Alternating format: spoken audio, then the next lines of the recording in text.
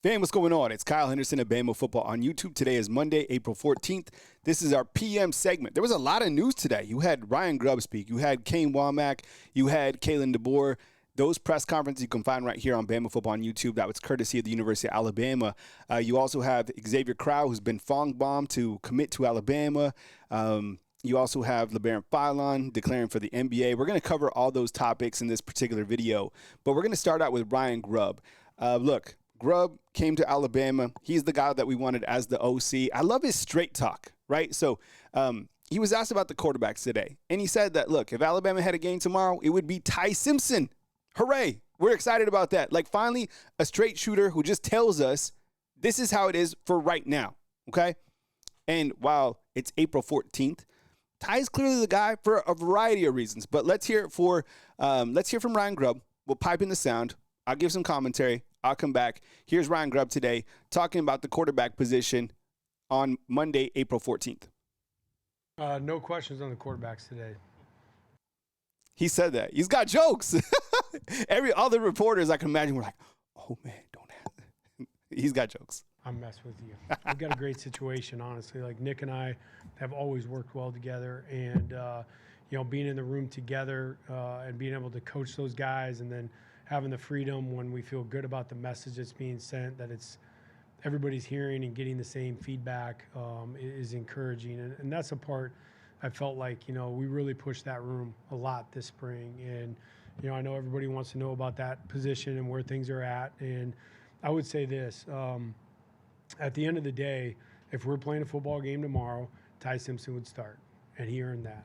Okay, and I know that's the line. I love that. What he said, he earned it. Okay, he wasn't given to it just by being here. He literally earned it during this point in time. I love that, because in life and in everything else that we go by, you earn things. Nothing is given. There's no, you're just here, so you're the guy. No. It doesn't work like that. You have to earn it. We continue. Everybody's looking for, but that is what he earned. Austin Mack made huge strides. Also, available reps were the same, and he did a really good job. He came out and developed, just was some of the nuances and take care of the football and things like that. Thought Ty showed out a little bit better. And then, honestly, Keelan exceeded my expectations. I think for a young man his age, he never gave into that opportunity. We challenged him with that. Don't give into, I'm a freshman and this and that. And he didn't. He reminds me, I say this all the time to him, and I mean it as the biggest compliment. He reminds me so much of Michael Penix, just in his demeanor. He has such a calm demeanor. Sometimes, you need to find the other edge of that and put a little bit of rush on it. But he did a great job, and he had a couple days at the end that, he wished he'd played a little bit better. But, man, I thought he made huge strides. Those guys all, Nick did a great job of managing the number of reps for guys, trying to keep the opportunity very equal. And by no means does that mean that we're playing a game tomorrow, and I think there's still a lot of work to be done. I think the message really is that, we got to be even better. And the guys, I know that they'll take that the right way, and they understand those things. But essentially, we're not going to be satisfied with the quarterback room until it's how it's supposed to be. And it wasn't perfect this spring, but I thought we were trending the right way the entire time. And so the competitive spirit and the acknowledgement of each other as a competitor in that room was very mature, honestly, and it could have been very different than that. So I'm blessed to work with those guys every day. I'm fired up. We got three really, really good quarterbacks. All right, he's going to be asked about adding a fourth quarterback here, and he answers that. But let's go over this real quick. Great comments by Ryan Grubb, the first-year offensive coordinator here at the University of Alabama. Let's talk about Austin Mack and the comments that he said about him. He said that, look, he had equal number of reps as Ty, gave him an opportunity to win the job as of going into this point in time. It seemed like the times that we had seen Austin Mack, there was a couple times like in the scrimmage that we didn't see. Yeah, we heard that he threw some interceptions. During this 8-day practice, he threw a couple interceptions. So that's something that Coach Ryan Grubb was talking about in terms of, taking care of the football. But he said he made some strides. And that's something that we want to see from all the quarterbacks, right, is making strides to be better. And when he talks about Keelan Russell, he reminds him of Michael Penix and like that calm demeanor. And look, some of the best quarterbacks, what do they have? They have an ability to stay calm. You know who had that was Bryce Young. You never saw Bryce Young rattled, right? Did you ever see Tua rattled? Like some of those guys, the quarterbacks here at the University of Alabama, I mean, even look, Jalen Hurts, man, those guys are so calm, cool, collected in their approach, right? So it's good to hear that kind of the mindset of where he's at. And look, this guy's coming in, and there's going to be pressure on him because of the name, the rankings, and all that stuff. And he's battling with two really good quarterbacks at this point in time, Ty Simpson and Austin Mack. Now, getting back to Ty Simpson, I love it, honestly. And Ty Simpson has a lot of what we want for an Alabama quarterback. He has a great arm. He can move around in the pocket. Sounds like he's commanding the offense. And the times that we've seen him, he's been able to work the intermediate area of the field. Schematically, he understands the game. His dad is a coach, right? Coaches at UT Martin. I like the fact that they seem to be very honest with us about the quarterback competition, but at the end of the day, he's best suited for the job right now. So this is really good stuff. I was kind of curious, too, to see if Alabama would be interested in possibly taking a fourth quarterback. It doesn't sound like, let's hear this clip.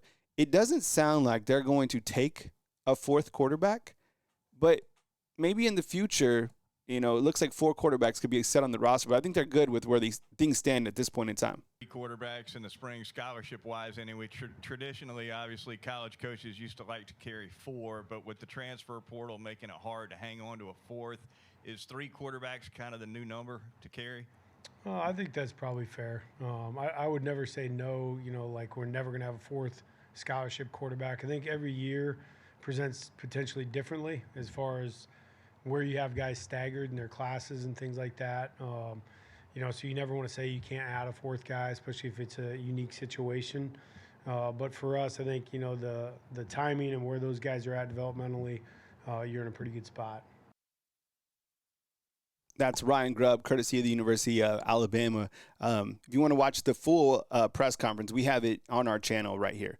These are the quarterbacks currently that are scholarship at the University of Alabama. Ty Simpson coming out of spring camp as the starting quarterback. I'd love to see it. Thumbs up inside the comment box if you're excited about Ty Simpson and what he brings to the table.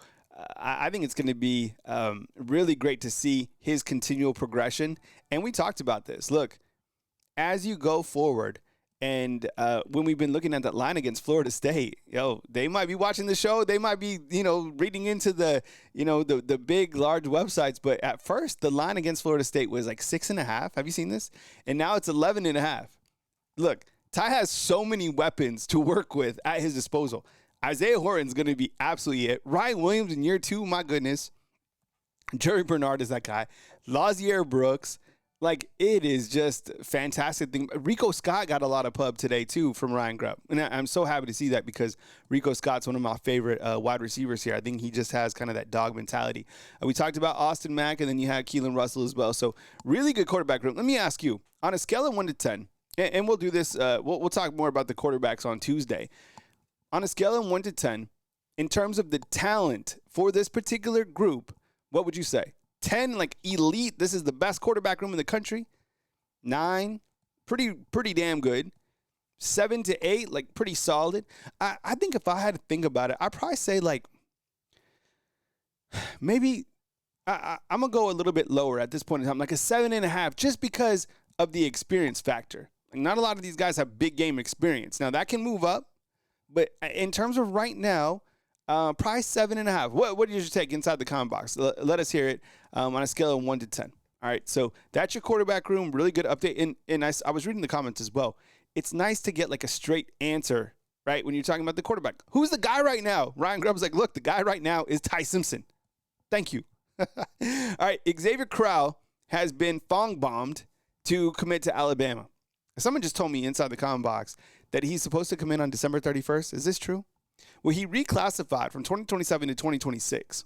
And when Steve Whitfong throws out a prediction, like that's pretty much set in stone, okay? So who is he? You already know who he is. And you want in-state prospects? Well, this is it. He's out of Jackson, Alabama. and 5'11", 200 pounds. We've looked at his highlight tapes before.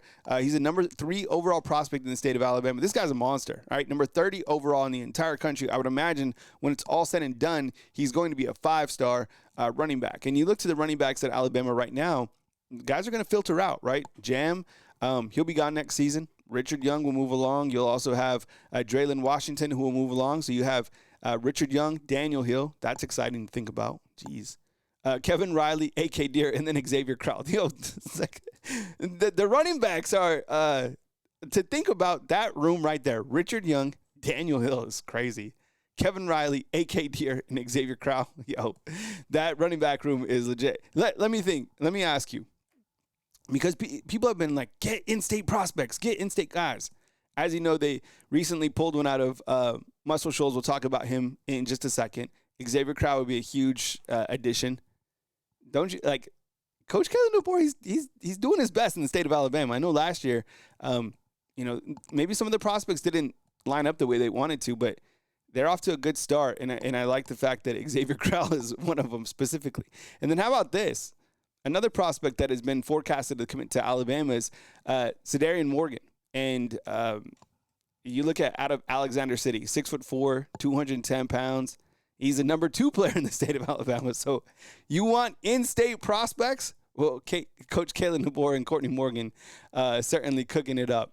And I think when you start to this is my prediction, okay? I don't make like recruiting predictions on like guys committing or anything like that. But my prediction is things will really start to heat up this summer as it did last summer. Remember the cold summer? And I think we're about to get into that as well. So look at the prospects. Oh, all these guys right here on our board, and even if you talk about Cedarian Morgan and Ezavier Crowell, those guys are from Alabama. So theoretically, you could have 4 guys committed from the state of Alabama. Jordan Edmonds from Georgia, Zion Gibson, Gadsden, right? Jameer Matthews, I saw him at A-Day. He's from Georgia. Chris Booker, he's from Georgia, right? And then you have Johnson, who just committed out of Muscle Shoals just recently during A-Day, right? So when you look to those prospects coming in, they're doing their thing in terms of in-state recruiting. Did you see this story? We'll talk about this more on Tuesday. But there's this big Tim Keenan. Tim Keenan he kept their tradition alive of eating steak after the A-Day practice, okay? Because this used to happen under Coach Saban. It used to be the Crimson and White, whoever would win, the winning team would eat steak, right? Tomahawks, and the losing team would eat beanie weenies. Remember this? It seems like only yesterday. It was like 3 years ago. That's crazy. Well, Tim Keenan took the defensive lineman out to eat. They went to Big Mike's in Mountville. I've never been to Big Mike's. I am now going to Big Mike's. So I'm going to check it out at some point in time. Here's Tim Keenan eating it up, feeding his entire lineman. This is on his Instagram page. I love me some Tim Keenan. And I've never been to Big Mike's. Have you been to Big Mike's in Mountville? Yes or no? All right. Moving along. Labron Philon declares for the NBA. Not surprised. Are you surprised that Labron Philon is headed to the NBA? And it's not one of these things where we're going to like wait and see and he's going to like test the water to see if he wants to go to the NBA. Like he's all in on starting his pro career. This guy's a baller, 100%. I love him and Holloway. And you look at the backcourt that Alabama had this past season.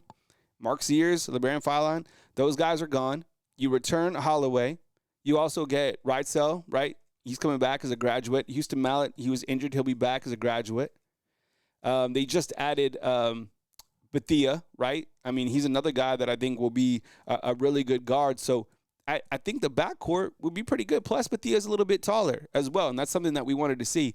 Other guys that Alabama added, you had Noah Williamson, right? The big man, 7 foot. Taylor Bowen, he's checked in. And you get some of these incoming high school guys, too. London Jameson and Davion Hammond and Amari Allen, some of those guys. I mean, look, Alabama isn't going anywhere. Guys are going in and out. It's kind of the transfer portal era, but I'm not surprised to see Labron Philon head to the NBA. We wish him the best. Quality player, absolutely has the game, but I think Alabama would be just fine.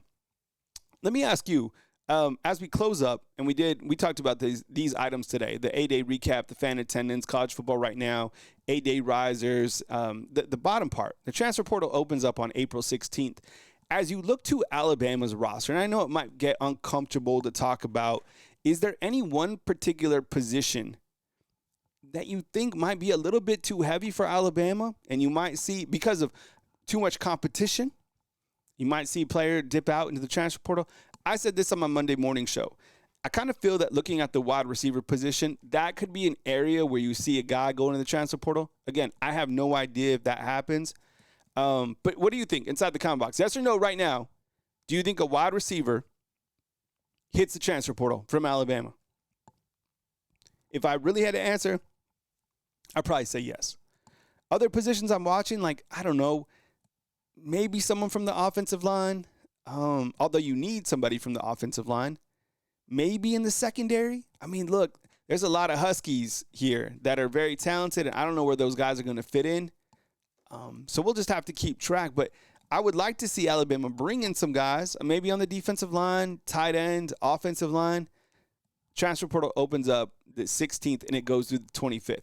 We'll keep you posted as major news happens right here on Bama Football on YouTube. Yo, if you like the content, hit the thumbs up. I really appreciate you guys watching and all your feedback inside the comment box. I'm live Monday through Friday at 10 a.m.